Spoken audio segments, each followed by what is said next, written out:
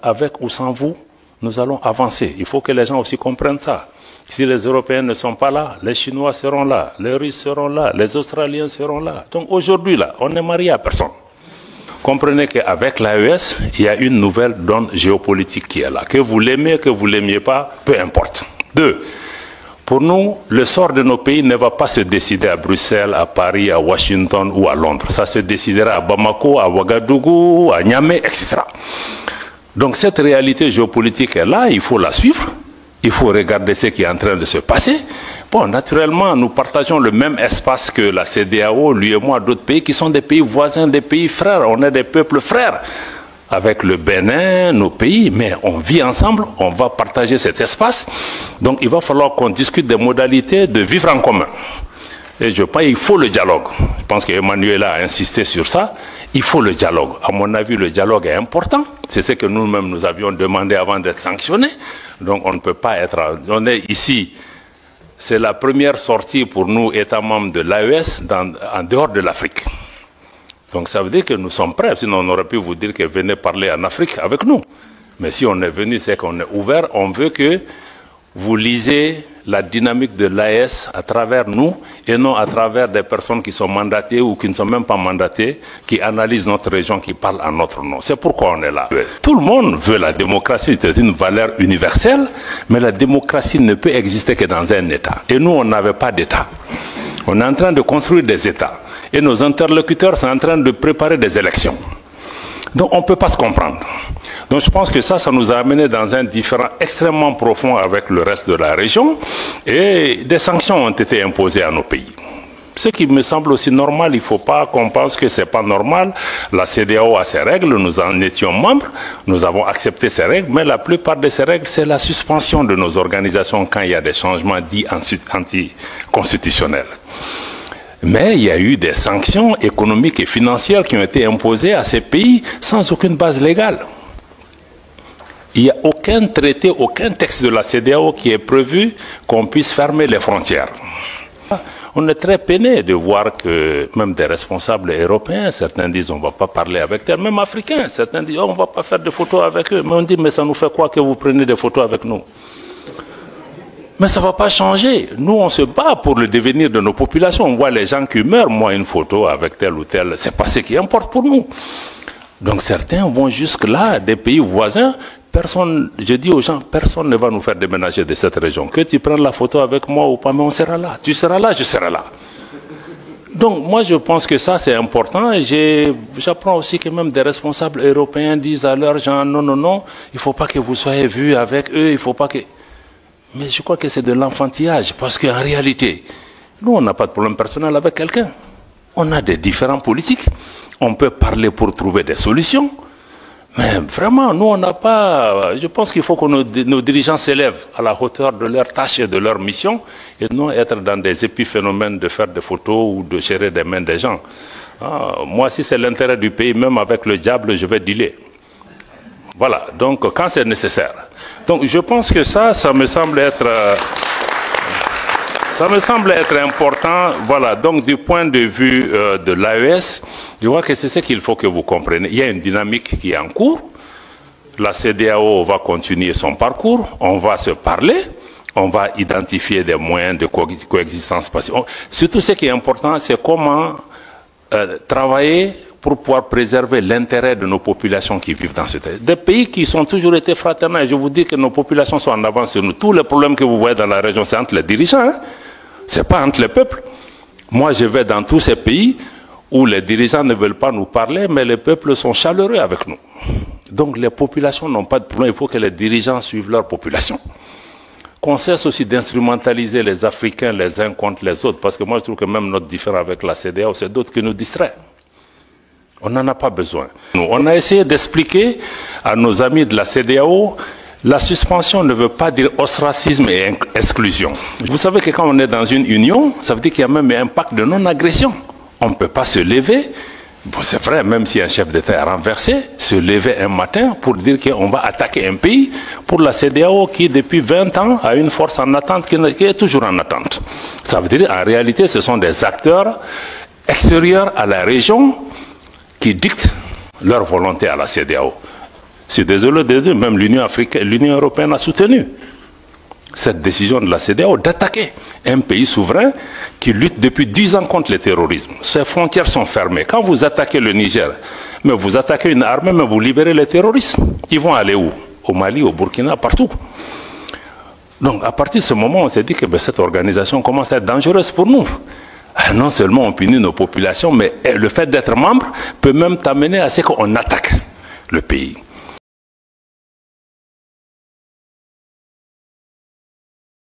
Merci beaucoup Stéphano et merci surtout à Jean-Paul Carteron de nous donner l'occasion d'être associés à ce débat. Et je remercie toutes les personnes qui sont venues ici pour pouvoir engager une discussion avec nous. Et je remercie Emmanuela Del Rey aussi d'avoir introduit avec la perspective de l'Union européenne.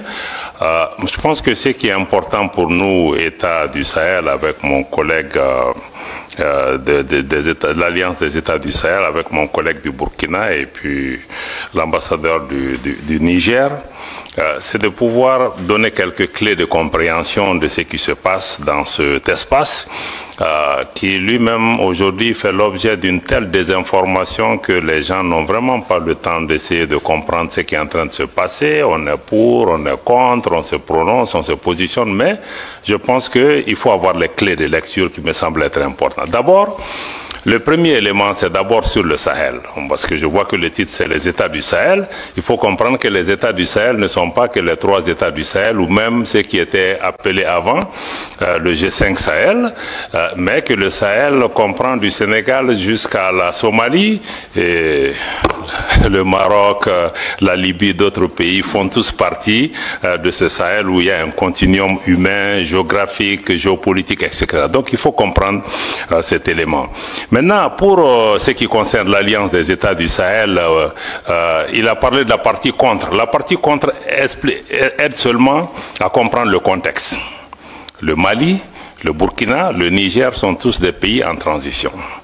C'est des pays qui ont eu aussi un différend très profond avec le reste des pays de la CEDEAO pour comprendre le sens de ce qui est en train de se passer dans nos États, qui est une crise très profonde, qui dépasse juste le label de coup d'État, parce que si on prend le Mali, le Burkina, aujourd'hui, ce sont des pays qui avaient perdu entre 40 et 60% de leur territoire dû à l'insécurité, au terrorisme, à l'intervention de l'OTAN en Libye qui a déstructuré et déstabilisé toute la région.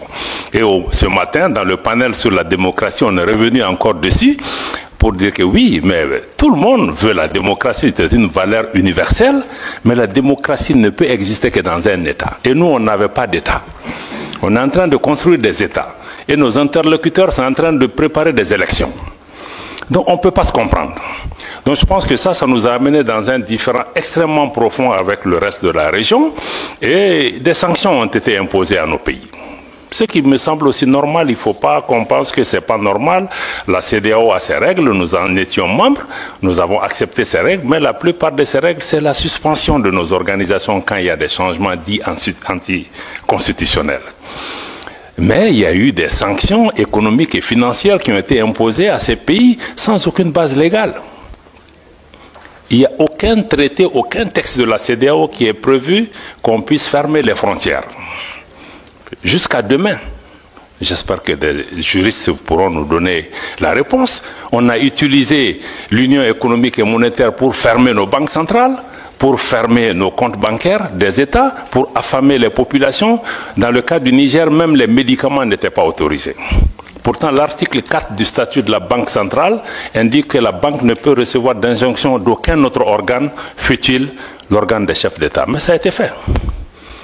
Bon, je pense que ça a été des erreurs qui ont, de mon point de vue, touché à l'ADN même de l'organisation. Parce qu'une organisation qui est faite pour intégrer, si elle commence à désintégrer, elle attaque son ADN. Et ça crée un fossé entre nous. On a essayé d'expliquer à nos amis de la CEDEAO, la suspension ne veut pas dire ostracisme et exclusion. Je suis heureux que ma sœur Barbosa est ici, elle était ministre des Affaires étrangères de la Guinée-Bissau. La dernière discussion qu'on a eue avec la CEDEAO, c'était justement à Addis Abeba, si je ne me trompe pas, en janvier ou février 2023. On a eu un échange avec elle. Elle était présidente du Conseil des ministres de la CEDEAO. On dit, si vous ne faites pas attention avec la politique des sanctions, on va aller vers une cassure. Parce que même si on est suspendu, il y a un minimum d'engagement. On dit, il faut là que l'engagement reste sur 3 questions. 1. Si vous discutez des questions qui touchent à nos pays, appelez-nous au moins pour 15 minutes. Écoutez-nous, on quitte la salle. 2. Si vous discutez des questions de sécurité, ça ne peut pas se faire sans le Mali, sans le Burkina. À l'époque, on était 3, ministres des Affaires étrangères, le Burkina, le Mali et la Guinée à l'époque. Et le 3e élément, on a dit, s'il y a des questions humanitaires, ça ne peut pas se faire sans nous. Et on nous a dit, mais pourquoi on a demandé ça? On a même accru les sanctions, on a ajouté les ministres des Affaires étrangères et même les chefs d'État. Ça nous a mené à la cassure. Et à partir de ce moment, nous, on a dit, bon, puisque nos chefs d'État sont sanctionnés, les ministres des Affaires étrangères sont sanctionnés, vous avez fermé la porte du dialogue. Donc, vous n'allez plus pouvoir aussi venir dans nos pays, sinon on ne peut pas aller chez vous. Je pense que ce sont ces erreurs accumulées qui nous ont amenés jusqu'à ce que, maintenant, il y a eu le coup d'État au Niger, et la CEDEAO a décidé de faire une intervention militaire. Vous savez que quand on est dans une union, ça veut dire qu'il y a même un pacte de non-agression. On ne peut pas se lever. Bon, c'est vrai, même si un chef d'État est renversé, se lever un matin pour dire qu'on va attaquer un pays, pour la CEDEAO qui, depuis 20 ans, a une force en attente qui est toujours en attente. Ça veut dire, en réalité, ce sont des acteurs extérieurs à la région qui dictent leur volonté à la CEDEAO. Je suis désolé de dire, même l'Union européenne a soutenu cette décision de la CEDEAO d'attaquer un pays souverain qui lutte depuis 10 ans contre le terrorisme. Ses frontières sont fermées. Quand vous attaquez le Niger, mais vous attaquez une armée, mais vous libérez les terroristes. Ils vont aller où? Au Mali, au Burkina, partout. Donc, à partir de ce moment, on s'est dit que cette organisation commence à être dangereuse pour nous. Non seulement on punit nos populations, mais le fait d'être membre peut même t'amener à ce qu'on attaque le pays. Donc, c'est là que le Mali et le Burkina ont décidé que si la CEDEAO attaque le Niger, mais nous qui considérons que nous on est entré en guerre contre l'organisation.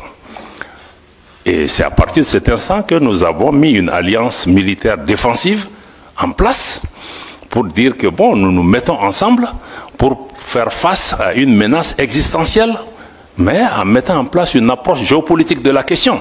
Nous nous réunissons pour nous défendre d'abord. Mais en faisant ça aussi, on s'est dit, bon, c'est pas seulement une alliance. Et je pense que c'est notre réponse qui a d'ailleurs dissuadé. En définitive, les gens ont commencé à comprendre que, bon, Niamey, ça ne sera pas une promenade de santé. On va faire face à 3 armées qui sont en guerre depuis 10 ans.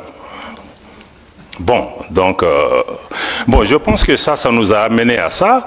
Et on s'est dit, bon, on va aller au-delà de l'alliance militaire pour créer, le 16 septembre 2023, donc on a créé l'Alliance des États du Sahel sur la base de la charte du Liptako-Gourma.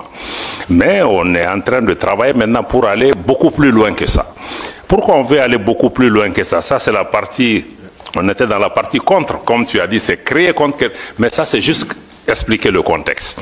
Mais en réalité, la partie pour c'est que la région qu'on appelle le Liptako-Gourma, qui réunit les 3 États, que certains ont appelé la zone des 3 frontières, abusivement, mais cette zone est une zone géoculturelle et géographique qui existait depuis des décennies. D'ailleurs, il y a une organisation, l'autorité du Liptako-Gourma, ces 3 pays partagent les mêmes réalités climatiques, géographiques, culturelles et même sécuritaires.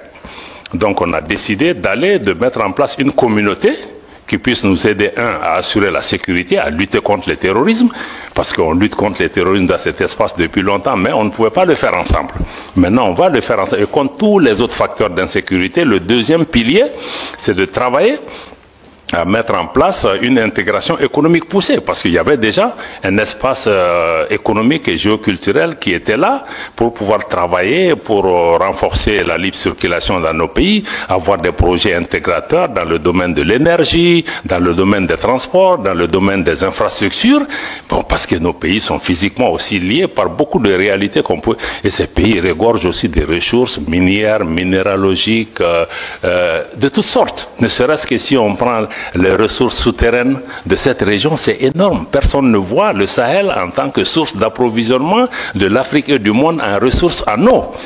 parce qu'on voit que l'aspect désertique. Donc je pense que ça, il y a l'aspect intégration économique sur lequel nos ministres des Finances et les ministres en charge du développement ont travaillé pour pouvoir vraiment nous rapprocher davantage. Et le troisième, c'est vraiment travailler ensemble pour que nos pays parlent d'une seule voix, avoir une action diplomatique coordonnée.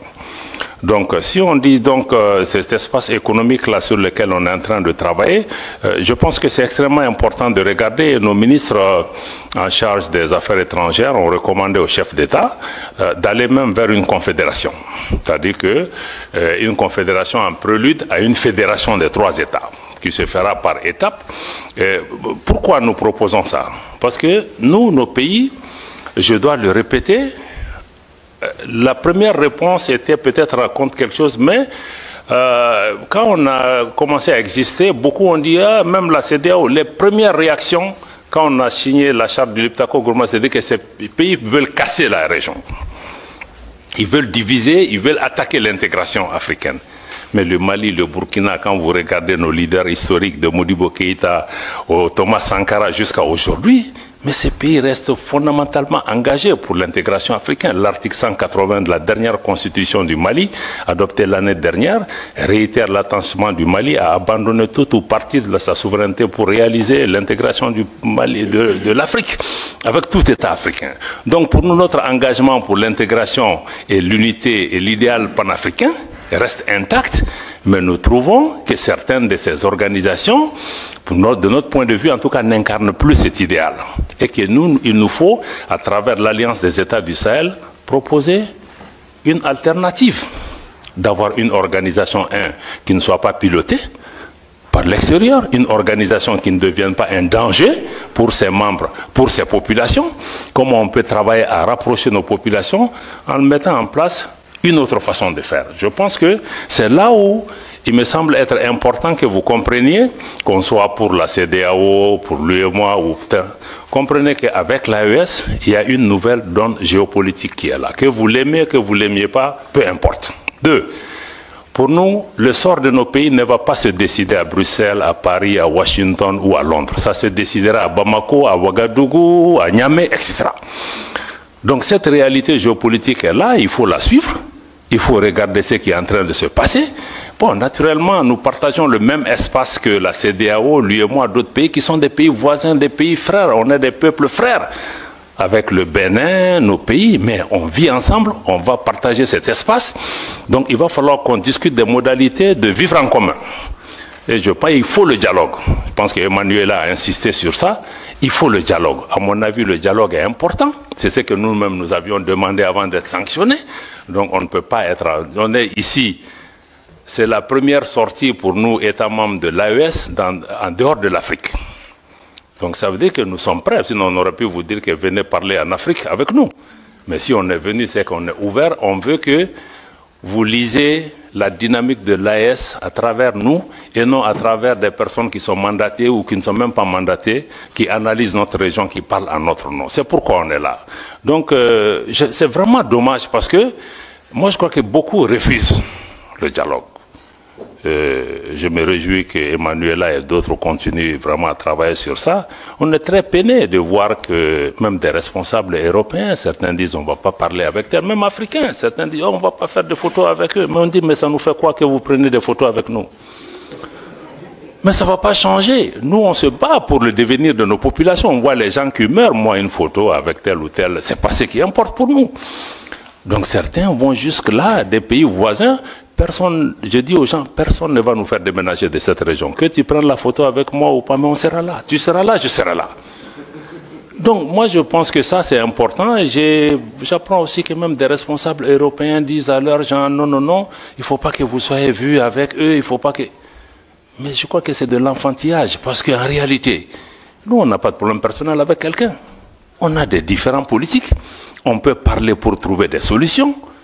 Mais vraiment, nous, on n'a pas... Je pense qu'il faut que nos dirigeants s'élèvent à la hauteur de leur tâche et de leur mission et non être dans des épiphénomènes de faire des photos ou de gérer des mains des gens.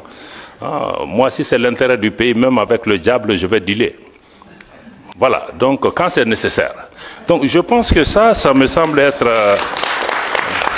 Ça me semble être important. Voilà, donc du point de vue de l'AES, je vois que c'est ce qu'il faut que vous compreniez. Il y a une dynamique qui est en cours. La CEDEAO va continuer son parcours. On va se parler. On va identifier des moyens de coexistence pacifique. Surtout, ce qui est important, c'est comment travailler pour pouvoir préserver l'intérêt de nos populations qui vivent dans ce pays. Des pays qui ont toujours été fraternels. Je vous dis que nos populations sont en avance sur nous. Tous les problèmes que vous voyez dans la région, c'est entre les dirigeants. Hein? Ce n'est pas entre les peuples. Moi, je vais dans tous ces pays où les dirigeants ne veulent pas nous parler, mais les peuples sont chaleureux avec nous. Donc, les populations n'ont pas de problème. Il faut que les dirigeants suivent leur population. Voilà. Donc, pour moi, vraiment, c'est ça. Je vais peut-être laisser le reste pour qu'on vienne vraiment à des questions majeures. Mais aujourd'hui, l'AES se bat pour ça. Pour une gouvernance, améliorer une gouvernance qui réponde aux préoccupations de nos populations. Préoccupation numéro 1, sécuritaire. Sécuritaire pour reprendre en main nos États. Et ensuite, créer des modèles de gouvernance qui peuvent... 2, mais il faut une économie, il faut une transformation structurelle de nos économies pour que nos économies profitent à nos populations. Parce que toutes ces richesses qui sont là, nous, au État de l'AES, nous voulons désormais discuter différemment avec ces États. Parce que les anciennes puissances coloniales ou d'autres, il y avait des donnes qui étaient là. Nous, on n'est plus dans ça. On veut rabattre les cartes pour regarder. On veut naturellement que les partenaires qui viennent gagnent, mais qu'en priorité, nos populations gagnent. Et on sait que les ressources sur lesquelles on est assises nous permettent de discuter d'abord pour que ça bénéficie à nos populations. Si d'autres partenaires en bénéficient aussi, c'est tant mieux. Donc nous sommes dans cette ouverture, réaffirmer notre souveraineté, y compris la souveraineté économique, le contrôle de nos matières premières, qu'on puisse discuter les choses par rapport à ça. Et sur le plan global, nous voulons travailler au niveau de pour un monde multipolaire. Un monde où ce n'est pas un club de 2, 3, 4 pays qui contrôlent le monde, mais que les forces politiques, économiques, sociales qui sont apparues dans le monde, que chaque voix compte, qu'il y ait plus d'équité, que la politique de 2 poids, 2 mesures, ça cesse. Qu'on cesse aussi d'instrumentaliser les Africains les uns contre les autres, parce que moi je trouve que même notre différend avec la CEDEAO, c'est d'autres qui nous distraient. On n'en a pas besoin.